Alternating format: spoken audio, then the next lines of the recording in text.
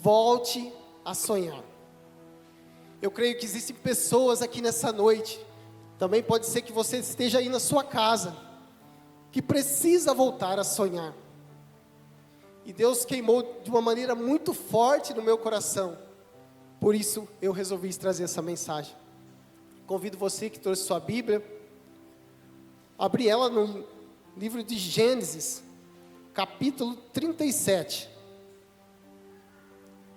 versículo 3 e 4. Gênesis 37, versículo 3 e 4.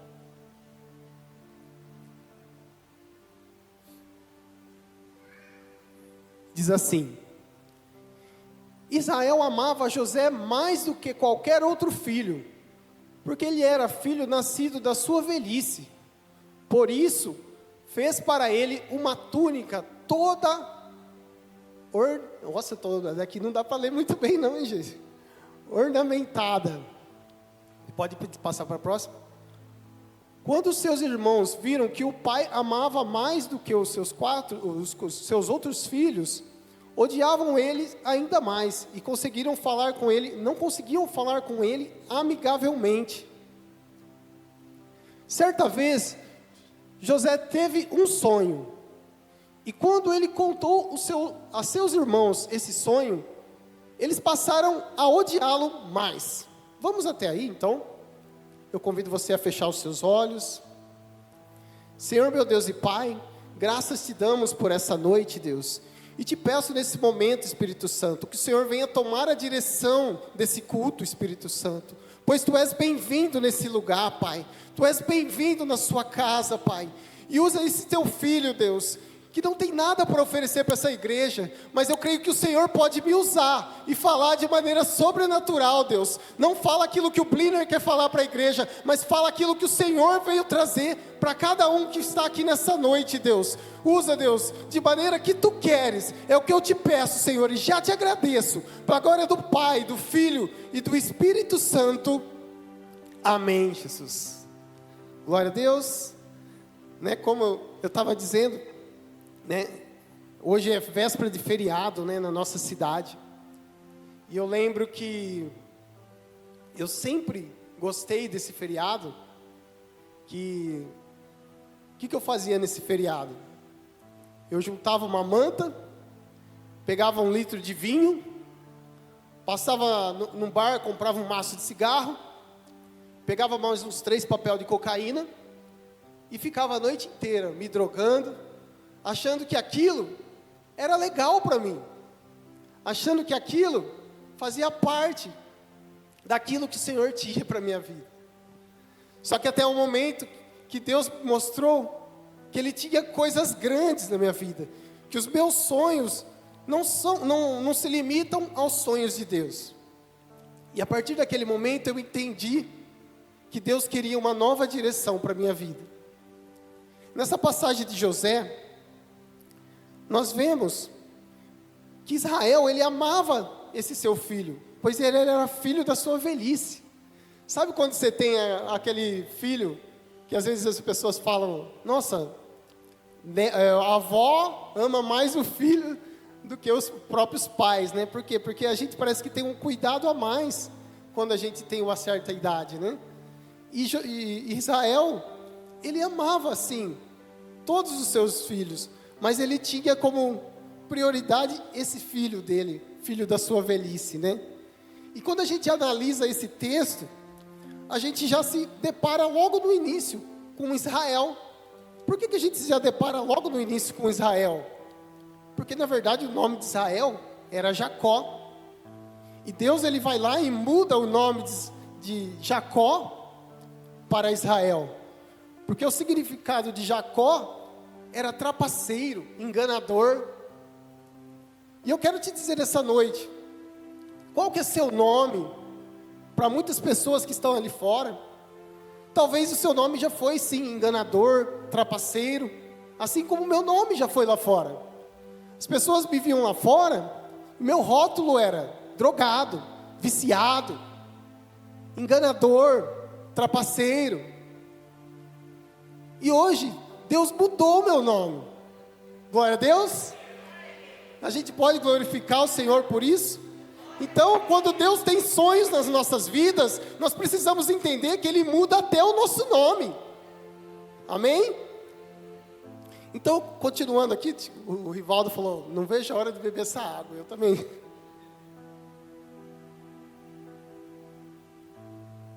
Glória a Deus. Então, nós vemos aqui nessa passagem, que Israel, ele tem José, ele tem um sonho. E ele começa a relatar os seus sonhos para os seus irmãos. Vamos ler lá no versículo 6. Gênesis 37, versículos do 6 ao 9.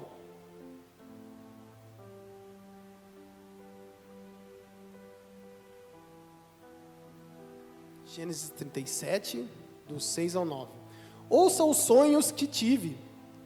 Disse-lhes: estavam amarrados os feixes de trigo no campo, quando o meu feixe se levantou e ficou em pé, e os feixes de vocês se ajuntaram ao redor do meu, e se curvaram diante dele.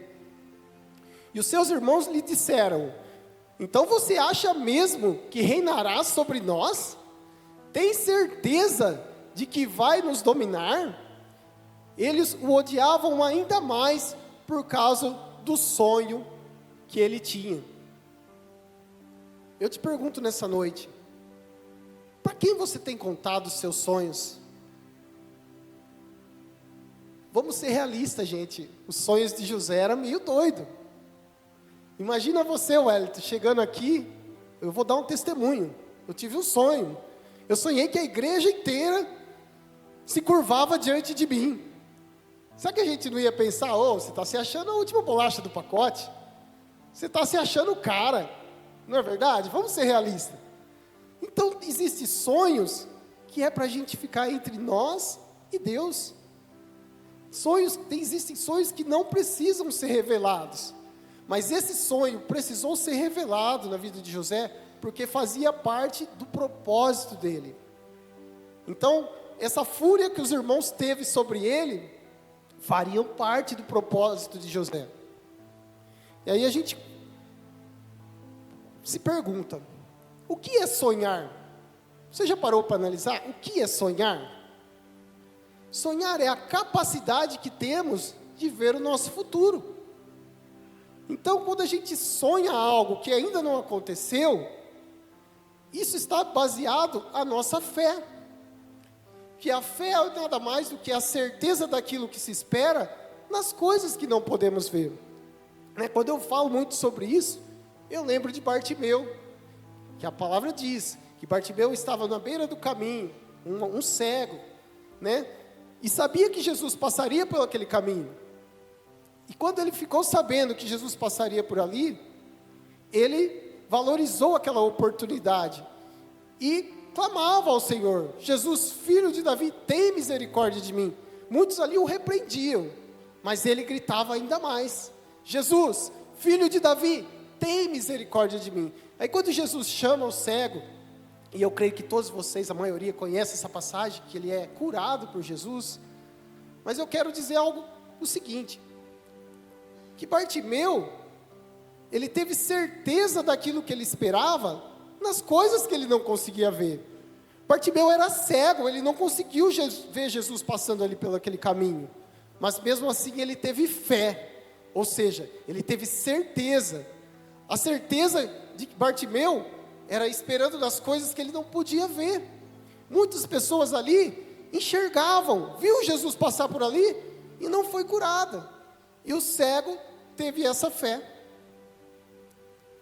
Sabe, muitas vezes a gente entende assim, eu lembro que na última aula de batismo, eu perguntei para eles: o que é fé para vocês?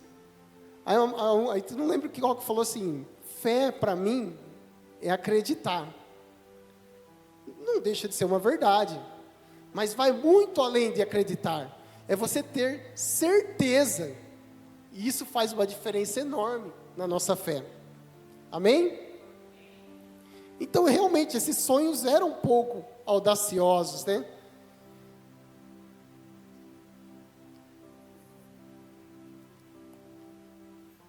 E E lá no versículo 23, a palavra de Deus vai dizer que os seus irmãos, seus próprios irmãos, com tanta raiva, com tanta fúria no coração, resolvem jogar José dentro de um poço seco. E é mais algo que eu quero que você reflita nessa noite. Como sonhar quando estamos no fundo do poço? Reflita, pensa nisso. Como sonhar quando eu olho para um lado, eu olho para o outro e não vejo saída? O único lugar que conseguimos ver algo, quando estamos literalmente no fundo do poço, é para o alto, porque é de lá que vem o nosso socorro, daquele que prometeu e vai cumprir nas nossas vidas, aquele que os sonhos dele são maiores do que os nossos. É nele que nós precisamos crer, é nele que nós precisamos confiar. Mas o meu milagre ainda não chegou, mas os sonhos dele estão todos preparados para cada um de nós. Amém?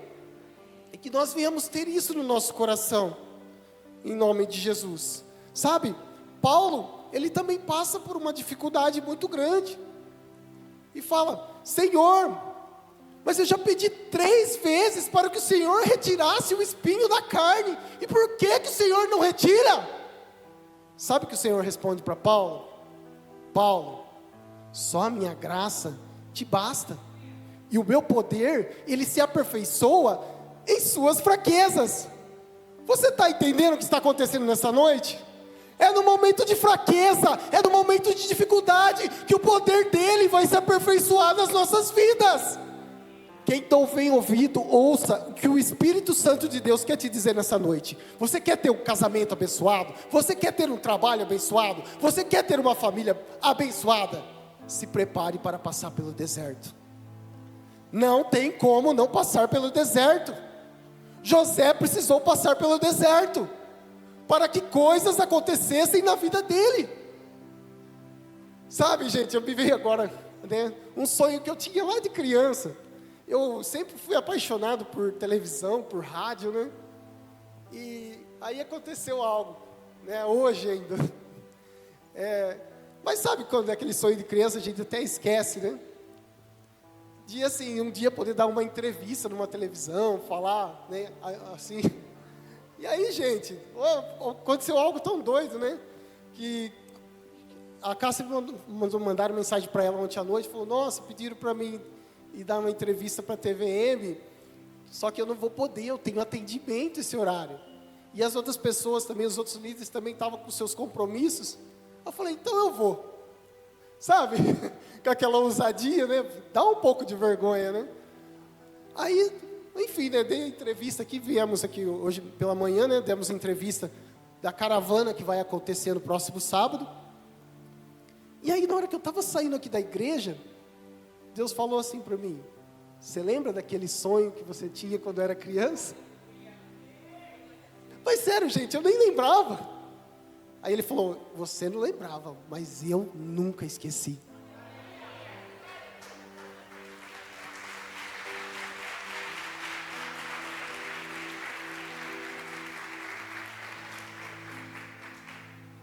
Você entende que você tem um Deus que sonha mais alto que você? Você entende que você tem um Deus que não se limita? Talvez você está falando assim: nossa, o meu sonho é ter a minha família no altar, ver a minha família dentro da igreja. Mas seu sonho está fazendo parte daquilo ali? Porque começa por aqui. A sua família tem que estar aqui dentro. Imagina a salvação na sua casa, porque isso aqui é profético, não é brincadeira. A gente estamos aqui orando por essas pessoas que estão aqui dentro. Existem sonhos aqui dentro que vão só se destravar se a gente romper. Então que nós venhamos ter no nosso coração os sonhos de ver os nossos irmãos, as pessoas que nós amamos dentro da igreja. Porque não existe outro caminho, irmão. Não existe. Eu já fui preso por estelionato. Eu já fui usuário de drogas. Eu já percorri esse mundo. E eu tenho autoridade para te falar nessa noite. Não tem outro caminho. Não tem outro caminho. O que Deus fez na minha vida é para testemunho. Fala, Bliner, você se envergonha do seu testemunho? Não.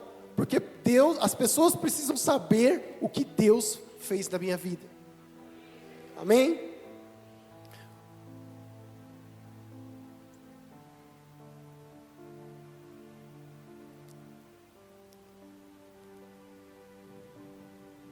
Então a gente vê que depois que José sai do poço seco, ele é vendido para escravos para o Egito, porque aquilo ali também faria parte do processo na vida de José. Quando ele chega até o Egito, ele começa a trabalhar para Potifar, e ali ele vai se destacando, e aí vem outra parte do processo.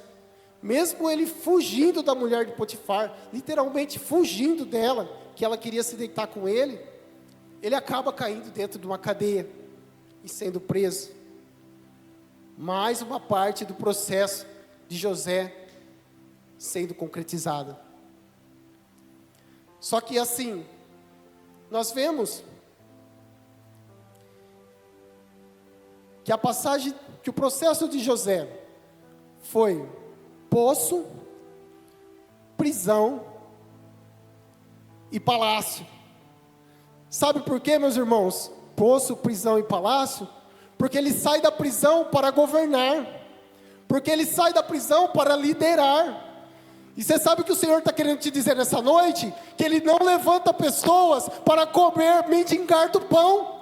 Deus levanta pessoas para governar, para liderar. Ori canta larabá, shurianda larabá, serele canta lá, surianda lá. Ora, Espírito Santo, começa a falar com essa igreja nessa noite. Ori anda larabá, serele canta lá. Oh, Espírito Santo de Deus.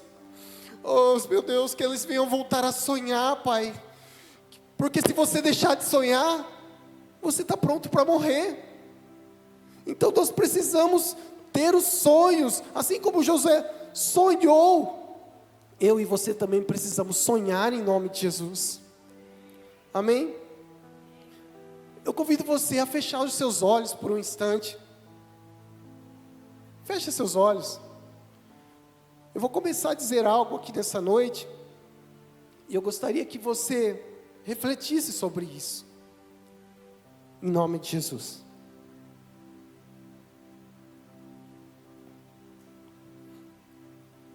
Se existe algo democrático nessa vida, é a morte. Todos nós passaremos por ela.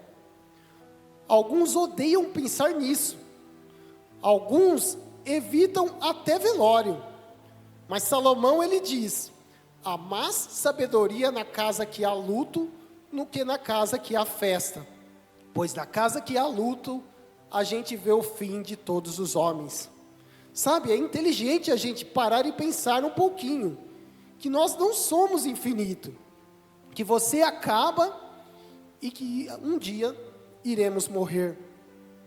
Você sabia que nós, seres humanos, somos os únicos seres verdadeiramente mortais, pois somos os únicos que sabemos que um dia iremos morrer. Sabe seu cachorro, seu gato que está lá na sua casa?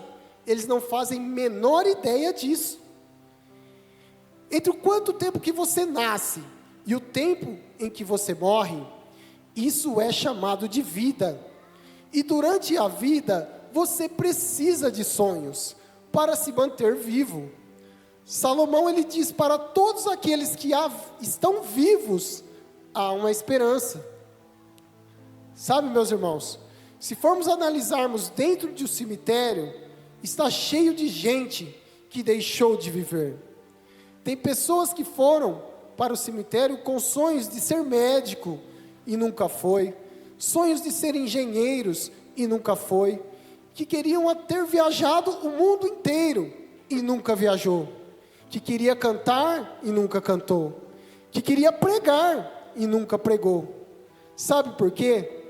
Porque simplesmente parou de sonhar. E se você deixar de sonhar, você está pronto para morrer. Nessa noite, eu quero te desafiar.